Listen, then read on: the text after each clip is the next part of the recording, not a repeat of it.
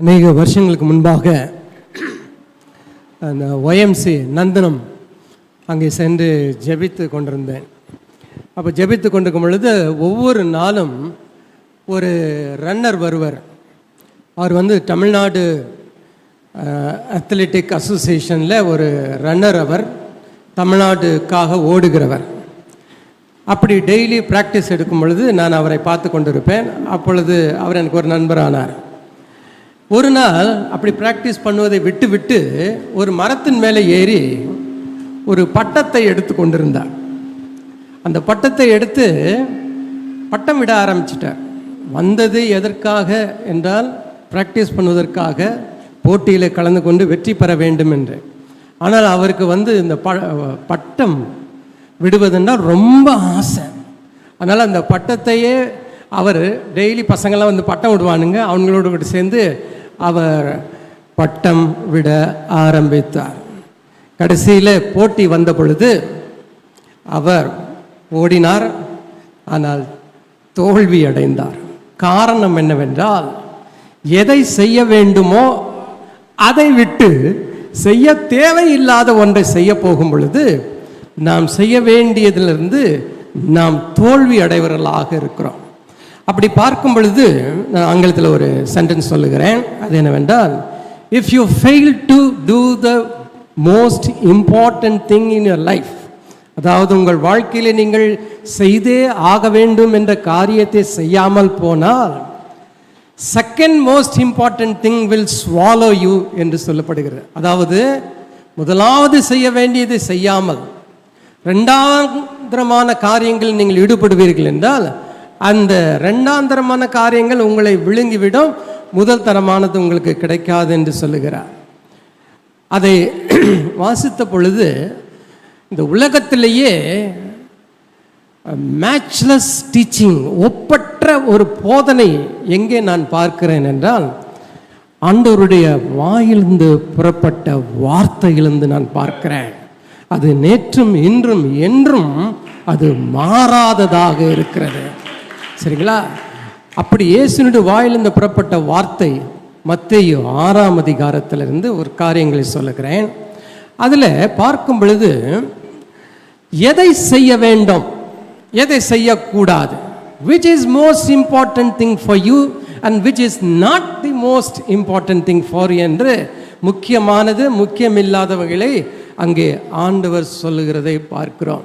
இந்த 5, 6, 7 அதிகாரங்கள் உலகத்தையே கலக்கின ஒரு உபதேசம். அது ஒரு சாதாரண உபதேசம் அல்ல. இதை படித்து தான் நம்முடைய நாட்டினுடைய காந்தி அவர்கள் நம்முடைய நாட்டுக்கு சுதந்திரம் வாங்கி தர வேண்டும் என்ற இன்ஸ்பிரேஷன் இந்த 3 அதிகாரத்தை படித்த பொழுதுதான் வந்தது. அன்பானவர்களே, அப்படி என்றால் எவ்வளவு ஒரு ஆழமான சத்தியம், எவ்வளவு உயர்ந்த கருத்துக்கள் உள்ள இந்த வசனத்தை ஆண்டவர் நமக்கு எழுதி கொடுத்திருக்கனால கரங்களை தட்டி அவருக்கு நன்றி செலுத்துவோமாக. ஏனென்றால் நீங்களும் நானும் படித்து தெரிந்து கொள்ள வேண்டும் என்பதற்காகவே இதை நமக்கு ஆண்டவர் கொடுத்திருக்கின்றார். 6ஆம் அதிகாரத்தில் ஆண்டவர் அநேக காரியங்களை சொல்லுகின்றார். உபவாசம் செய்வதை பற்றி, தர்ம காரியங்கள் செய்வது பற்றி, ஜெபம் செய்வதை பற்றி எல்லாம் சொல்லிவிட்டு பூமியில் என்ன செய்ய வேண்டும், பரலோகத்திற்கு உரிய காரியங்கள் என்ன என்பதையும், பூலோகத்துக்குரிய காரியங்களையும் என்ன செய்யணும், பரலோகத்துக்குரிய காரியங்கள் என்ன செய்ய வேண்டும் என்பதை அழகாக சொல்லுகிறதை நான் பார்க்கிறேன். மத்தேயு 6ஆம் அதிகாரம் 19ஆம் வசனத்தில் என்ன சொல்கிறார்டா, பூமியிலே உங்களுக்கு பொக்கிஷங்களை சேர்த்து வைக்க வேண்டாம். இது என்னடா அது? பொக்கிஷங்களை, சொத்துக்களை, ஐஸ்வர்யங்களை சேர்த்து வைக்க வேண்டாம் என்று சொல்லுகிறாரே. ஏனென்றால் அதுலேயே என்ன சொல்றாரு, இங்கே பூச்சியும் துருவும் அவைகளை கெடுக்கும், இங்கே திருடரும் கண்ணமிட்டு திருடுவார்கள். அப்படின்னு என்ன அர்த்தம்னாக்கா, பூமியிலே நீங்களும் நானும் பொக்கிஷத்தை சேர்த்து வைப்போம் என்றால் அது தற்காலிகமானது என்று சொல்லுகிறார். அதுக்கு பாதுகாப்பு இல்லை என்று சொல்லுகிறார். இல்லை என்றால் ஒரு நாள் அது உங்களை விடுகிறதோ இல்லையோ, நீங்கள் அதை விட்டு விட்டு தான் போக வேண்டும். ஆகையினால இந்த பொக்கிஷங்களை பூமியில் சேர்த்து வைக்காதீர்கள் என்று சொல்லுகிறார். சரி, பூமியில் சேர்த்து வைக்கக்கூடாது, எங்கே தான் சேர்த்து வைப்பது? 20ஆம் வசனம் சொல்கிறார் பாருங்க, பொக்கிஷங்களை சேர்த்து வையுங்கள். எங்கே சேர்த்து வையுங்கள்? பரலோகத்தில் உங்களுக்கு பொக்கிஷங்களை சேர்த்து வையுங்கள். அங்கே இருக்கிற பொக்கிஷமானது பர்மனன்ட், அது நிரந்தரமானது. எல்லாரும் சொல்லுங்க பார்க்கலாம், பரலோகத்தின் பொக்கிஷங்கள் நிரந்தரமானது. சொல்லுங்க. அவைகளை திருடவும் முடியாது, அரிக்கவும் முடியாது. அப்போ பூமியிலேயே நீங்களும் நானும் செய்ய வேண்டியது என்னவென்றால், பரலோகத்திற்குரிய பொக்கிஷங்களை நாம் சேர்க்கிறவர்களாக இருக்க வேண்டும். இங்க இருக்க எத்தனை பேர் நான் ரொம்ப ஏழை என்று சொல்லுகிறவர்கள் யார் யார்? எல்லாருமே பணக்காரர்களா? சந்தோஷம், சந்தோஷம். ஓகே. ஆனால் உங்களுடைய கண்கள் எங்கே போக வேண்டும்? பரலோகத்தினுடைய பொக்கிஷங்களை சேர்க்கிறவர்களாக இருக்க வேண்டும். ஏனென்றால் இதில் சில காரியங்களை நான் சொல்ல விரும்புகிறேன். பூமிக்குரிய பொக்கிஷம் என்றால் என்ன, பரலோகத்தினுடைய பொக்கிஷம் என்றால் என்ன என்பதை சில வசனங்கள் மூலமாக, பொக்கிஷம் என்பதை எதை சொல்லுகிறார் இந்த பூமியில், சரிங்களா? அந்த பொக்கிஷம் நம்ம எல்லாரிடத்துலையும் இருக்கிறது. அந்த பொக்கிஷத்தை நாம் அறிந்து கொண்டால் அதுக்கு முக்கியத்துவம் தருவோம். இல்லை என்றால் உலகம் தருகிற அந்த பொக்கிஷங்களுக்கு நாம் அதிகமாக இடம் கொடுக்கிறவர்களாக இருப்போம். 21ஆம் வசனத்தில், உங்கள் பொக்கிஷம் எங்கே இருக்கிறதோ அங்கே உங்கள் இருதயமும் இருக்கும் என்று சொல்லுகிறார். பொக்கிஷம் என்று நீங்கள் எதை நினைக்கிறீர்களோ அங்கே உங்களுடைய இருதயம் இருக்கும் என்று சொல்லுகிறார். அப்போ இந்த பொக்கிஷம் என்றால் என்ன என்று பார்க்கும் பொழுது, லூக்கா 6ஆம் அதிகாரம் 45ஆம் வசனத்தில் ஆண்டவர் சொல்கிற காரியத்தை கேட்போம். லூக்கா 6:45, நல்ல மனுஷன், பக்கம் 87 இருக்கிறது. நல்ல மனுஷன். இங்கே பாருங்கள், பொக்கிஷத்துக்கு இங்கே ஆண்டவரே விளக்கம் சொல்லுகிறார். ஆண்டவர் பொக்கிஷம் என்று சொல்வது என்ன, பரலோகத்தின் பொக்கிஷம் என்றால் என்ன என்பதை 45ஆம் வசனத்தில் சொல்றார். நல்ல மனுஷன் தன் இருதயமாகிய நல்ல பொக்கிஷத்தில் இருந்து. அப்ப என்ன சொல்றாருனாக்கா, நல்ல இருதயத்தை எதுக்கு ஒப்பிடுகிறார்? பொக்கிஷத்துக்கு ஒப்பிடுகிறார். அப்போ உங்களுக்கும் எனக்கும் உள்ளே ஒரு நல்ல இருதயம் இருக்கும் என்றால் பொக்கிஷம் எனக்குள்ளே இருக்கிறது என்ற அர்த்தம். புரிந்தவர்கள் சொல்லுங்க பார்க்கலாம். பாருங்க, அந்த பொக்கிஷத்தில் நல்ல பொக்கிஷமும் இருக்கிறது, அதே வேளையில் பொல்லாத பொக்கிஷமும் இருக்கிறது. அது வசந்தை வாசிப்போம். நல்ல மனுஷன் தன் இருதயமாகிய நல்ல பொக்கிஷத்திலிருந்து நல்லதை எடுத்து காட்டுகிறான். பொல்லாத மனுஷன் தன் இருதயமாகிய பொல்லாத பொக்கிஷம். அப்போ ஒன்று நம்முடைய இருதயத்தில் நல்ல பொக்கிஷம் இருக்கணும், இல்லைன்னா பொல்லாத பொக்கிஷம் இருக்கணும். இந்த ரெண்டு நடுவில் இருக்க முடியாது. ஒன்று இப்படி, ஒன்று அப்படி. ஆகையினால இருதயத்தின் நிறைவினால் அவன் வாய் பேசும். இருதயத்தின் நிறைவு என்று சொல்லும் பொழுது அதை எப்படி புரிந்து கொள்ள வேண்டும் என்றால், ஒரு ஒரு ஒரு கேனில் தண்ணி நிரப்புகிறோம். அது நிரப்ப நிரம்பி வழியுது பாருங்க, நிரம்பி வழிகிறது இல்லையா? அதை தான் இங்கே சொல்கிறாரு. அந்த இருதயம் எதனால் நிரம்பி வழிகிறதோ அதைத்தான் பேசும் என்று சொல்லுகிறார். அப்போ இங்கே இருதயத்தில் ஒரு நல்ல பொக்கிஷம் இருந்துச்சுன்னா, நல்ல இருதயமாக இருக்கும் என்றால் அது ஒரு நல்ல பொக்கிஷம். ஆனால் நம்ம எல்லாருக்குமே தெரியும் நம்முடைய இருதயம் எப்படி உள்ளது என்று. இருதயத்தை பற்றி வேதம் என்ன சொல்லுகிறது? மகா கேடு உள்ளது. மோசமானதுலேயும் மோசமானது எது? என் இருதயம். சொல்லுங்க, என் இருதயம் மகா மோசமானது, பொல்லாங்கானது, கேடு நிறைந்தது. ஸோ அந்த பொல்லாத இருதயத்தை தான் ஆண்டவர் இங்கே சொல்கிறாரு, அதை விட்டுடு, பூமியில் அதை போஷிக்காத. நீ நல்ல பொக்கிஷத்தை நீ கொண்டு வந்தாய்னா உனக்கு என்ன உண்டாகும்? நல்ல இருதயம் உண்டாகும். அந்த நல்ல இருதயம் வரும் பொழுது என்ன ஆகும்னாக்கா, நீ பரலோகத்தின் பொக்கிஷங்களை பூமியிலே சேர்க்கிறாய் என்று நாம் இங்கே பார்க்கிறோம். ஆனால் ஏன் ஆண்டவர் இந்த இருதயத்தை பற்றி பேசினார்? ஏன் இதை நல்ல இருதயத்தை நல்ல பொக்கிஷத்துக்கு ஒப்பிடுகிறார், பொல்லாத இருதயத்தை பொல்லாத பொக்கிஷத்தை பொல்லாத இருதயத்துக்கு ஒப்பிட்டு பேசுவது காரணம் என்னவென்றால், மனுஷனுடைய உள்ளிந்திரியங்களில் பார்ப்பீர்கள் என்றால் இந்த உள்ளம் என்கிற இருதயம் தான் மிக மிக முக்கியமானது. இந்த உள்ளம் என்றால் இந்த ஹார்ட் இருக்குல்லையே, இதை சொல்லவில்லை நான். நமக்குள்ளே இருக்கிற இல்லையா ஒரு ஆவி, ஆவி என்னும் தீபத்தை தான் நமக்கு தேவன் இருதயமாக கொடுத்திருக்கிறார், நீதிமொழிகளில் சொல்லப்பட்டிருக்கிறது. அப்போ இந்த இருதயத்தை நாம் சுத்தமாக வைத்து கொண்டால் நான் பொக்கிஷத்தை சேர்த்து வைக்கிறேன் என்ற அர்த்தம். இந்த இருதயத்தை சுத்தமாக வைத்துக் கொள்வேன் என்றால் நான் பொக்கிஷத்தை, ஐஸ்வர்யங்களை சேர்த்து கொண்டு இருக்கிறேன் அர்த்தம். ஒருவேளை நமக்கு நல்ல வீடு இல்லாமல் இருக்கலாம், நாம் நினைத்தபடி வீடு இல்லாதபடி இருக்கலாம், நினைத்தபடி வேலை இல்லாமல் இருக்கலாம், நினைத்தபடி நமக்கு வருமானம் இல்லாமல் இருக்கலாம், நினைத்தபடி நிறைய காரியங்கள் இல்லாமல் இருந்தாலும் என்னுடைய இருதயம் சுத்தமாக நல்லதாக இருக்கும் என்றால் தேவன் பரலோகத்தில் பார்த்து இது என்னுடைய பொக்கிஷம் என்று சொல்லுவார். அல்லேலூயா. இதை தான் தேடுங்கள் என்று சொல்லுகிறார்.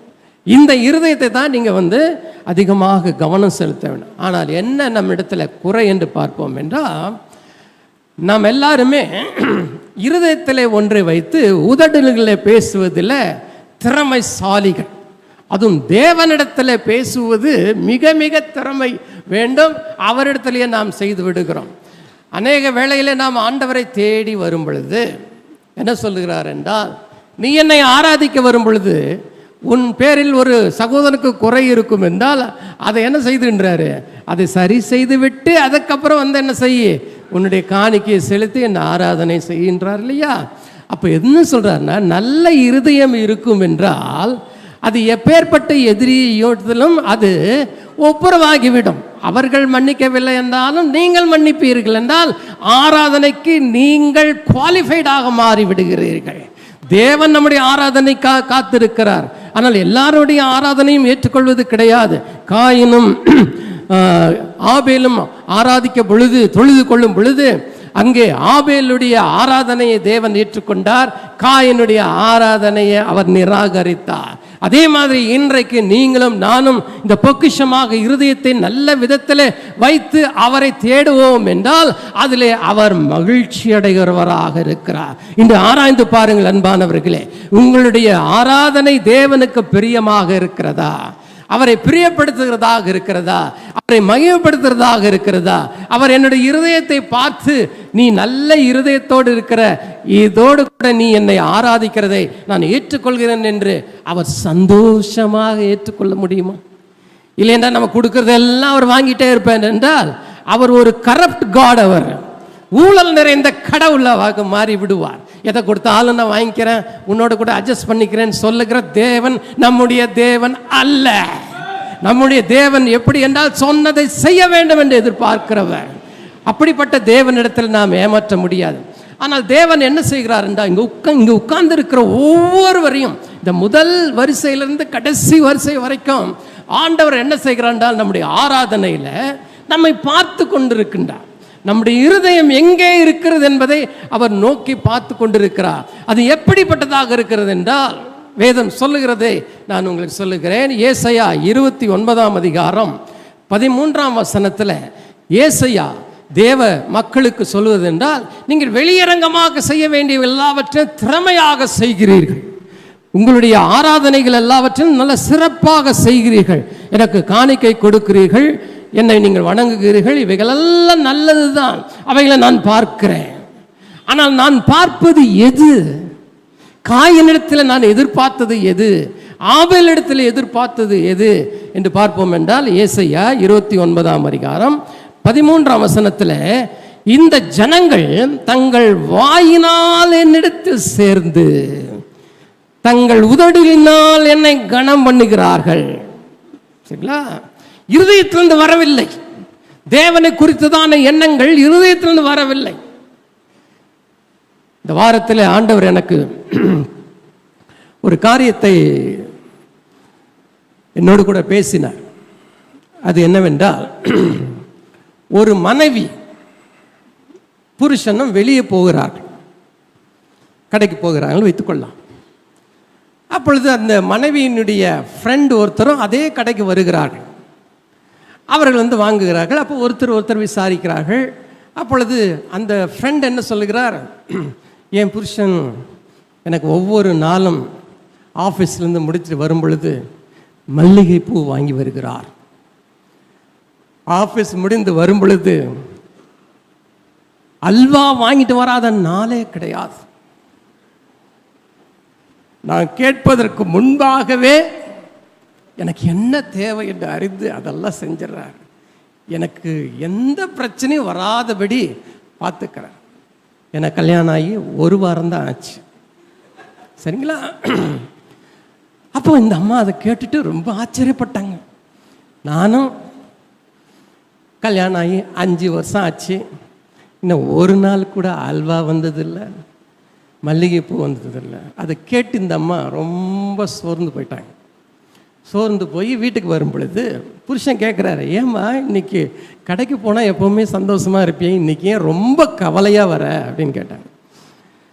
ஆமாங்க என்னத்த இருக்குது அப்படின்னு சொல்லி அவங்க சொன்னாங்க. நீங்கள் பாருங்கள், இந்த புருஷன் என்னெல்லாம் பண்ணுறாரு, எனக்கு நீங்கள் என்ன பண்ணீங்க? அப்போது இந்த உதாரணத்தை ஆண்டவர் என்னிடத்துல ஏன் சொல்கிறாருன்னு கேட்டேன். ஏன் இதை சொல்கிறீங்க? அப்போ அவர் என்ன சொன்னார்னா, என்னை பின்பற்றுகிற அநேக இந்த விதமாகத்தான் சோர்ந்து போயிருக்கிறார்கள். மற்றவர்களோடு ஒப்பிட்டு பார்த்து ஆண்டவர் எனக்கு செய்யவில்லையே, அவன் நல்லா இருக்கிறான், எனக்கு நல்லா இல்லையே. அப்போ ஆண்டவர் என்ன சொல்றான்னா, இந்த சொந்த புருஷனை விட அந்த புருஷன் மேலானவன் இல்லை நீ சொல்ற. அப்போ இந்த புருஷன் அப்படியா? அப்போ அவர் சொல்றாரு, ஒருவேளை நான் அவரை போல அல்வாவும் மல்லிகைப்பூவும் வாங்கிட்டு வராமல் இருக்கலாம், ஆனால் உனக்கு ஏதாவது குறை வைத்திருக்கிறேனா யோசித்துப்பார்.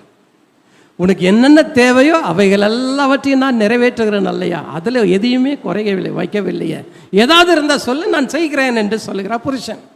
அப்போ ஆண்டவரும் என்ன சொல்கிறாருன்னா, நான் மற்றவர்களோடு கூட ஒப்பிட்டு உலகத்தை பார்த்து, நம் பக்கத்து வீட்டுக்காரர்களை பார்த்து, வேலை செய்கிற இடங்களிலே பார்த்து அவர்களை போல நான் இல்லையே என்று நினைத்து விட்டாலே உங்களுடைய பரமபிதா உங்களுக்கு போஷிப்பதிலே தவறிவிட்டார் என்று அர்த்தம். அன்பானவர்களே, அந்த ஒரு மனநிலையோடு நம்ம வருவோம் என்றால் நம்முடைய இருதயம் பொல்லாத இருதயமாக இருக்கும். அந்த ஆராதனையை தேவன் ஏற்றுக்கொள்ள முடியாது. அப்படிப்பட்ட ஒரு ஆராதனை தான். சரிங்களா? வாரத்தில் 6 நாட்கள் நாம் ஆலயத்தை விட்டு வெளியே இருக்கிறோம். ஆராதிக்கும்படியாக ஒன்றாக கூடி வருகிறோம். தனிப்பட்ட விதத்தில் நாம் ஆராதிக்கிறோம். ஆராதிக்கும் பொழுது நம்முடைய இருதயம் முதலாவது தேவனுக்கு பிரியமானதாக இருக்க வேண்டும். யார் நம்மை நல்லவன் என்று சொல்லுகிறார்களோ, கெட்டவர்கள் என்று சொல்கிறார்கள், அதெல்லாம் தள்ளி வைத்து விடுங்கள். தேவனுடைய பிரசன்னத்தில் வரும் பொழுது தேவன் உங்களை பற்றி என்ன சொல்லுகிறார்? நான் அடிக்கடி ஆச்சரியப்படுகிற ஒரு காரியம் என்னவென்றால், இந்த யாக்கோபுன்னு ஒருத்தர் இருந்தார் இல்லையா பழைய ஏற்பாட்டில். யாக்கோபு என்றால் அர்த்தம் என்ன? எத்தன். இந்த எத்தன்ற வார்த்தையெல்லாம் நம்ம பயன்படுத்துகிற நம்மெல்லாம் என்னன்னா, அவன் சரியான சீட்டு, அவன் ஒரு ஃப்ராடு, அவன் ஒரு ஏமாத்துகிறவன், அதான அவனுடைய பெயர். அது இப்படி தானே இருந்தான் அவனும். ஆனால் அவன் ஒவ்வொரு முறையும் தேவனிடத்தில் போன பொழுது தேவன் வா ஏமாற்றுக்காரனே, ஃப்ராடே வா அப்படின்னு ஒரு நாளும் சொன்னது கிடையாது. அவனை அப்படியே ஏற்றுக்கொண்டு அந்த எத்தனை ஏமாற்றுகிறவனே இஸ்ரவேலின் பிரின்ஸ் ஆஃப் இஸ்ரேல் என்ற பெயரோடு அவனை மாற்றுகிறதை பார்க்கிறோம். இதுதான் நம்முடைய ஆண்டவருடைய மகத்துவமான காரியம். ஆனால் நம்மை மாற்ற வேண்டும் என்றால் இந்த பொல்லாத இருதயம், பொல்லாத சிந்தனைகள், பொல்லாத காரியங்களை விட்டு விட்டு வந்தால்தான் அவரால் பார்க்க முடியும். அன்பானவர்களே, நான் அடிக்கடி ஆண்டவரிடத்தில் சொல்லி விடுவதுண்டு, நான் மற்றவர்களுக்கு முன்பாக சுலபமாக நடிக்க முடியும் ஆண்டவரே, யாரையும் ஏமாற்ற முடியும். ஆனால் அது உண்மையில்லை. உங்களை மாத்திரம் ஒரு நாள் என்ன செய்ய முடியாது, ஏமாற்றவே முடியாது. அவரை ஏமாற்ற நினைத்தால் நான் தான் ஏமாந்து போய்விடுவேன். எத்தனை பேர் நம்புகிறீர்கள்? அவரை ஏமாற்ற நினைப்பீர்கள் என்றால் நாம் தான் ஏமாந்து போய்டும். உலகத்தில் இருக்கும் பொழுது நாம் இன்கம் டேக்ஸ் ஏமாற்றி விடலாம், வரிகளை ஏமாற்றி விடலாம், ஆண்டவருக்கு கொடுக்க வேண்டிய தசம பாகங்களை கூட கொடுக்காம இருந்துடலாம். இருந்தாலும் கூட ஆண்டவருடைய பார்வையிலிருந்து நீங்களும் நானும் ஒரு நாளும் தப்பவே முடியாது. அவர் என்ன சொல்லணும் நம்ம பார்த்து? சுத்த இருதயம் உள்ளவனே.